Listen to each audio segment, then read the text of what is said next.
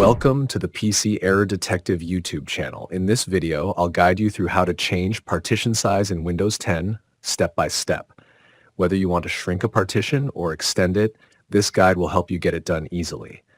Before we start, don't forget to subscribe to the channel for more helpful tutorials. Step 1. Start by right-clicking on the Windows icon at the bottom left corner of your screen. From the menu that appears, click on Disk Management. Alternatively, you can search for Create and Format Hard Disk Partitions in the search bar and select it. Step 2. Once the disk management window opens, find the drive with the partition you want to modify. Look through the list of drives displayed in the bottom section. Step 3. To shrink a partition, right-click on it and select Shrink Volume. The system will calculate how much space can be freed, which may take a moment. Step 4. In the dialog box that appears, enter the amount of space you want to shrink in megabytes.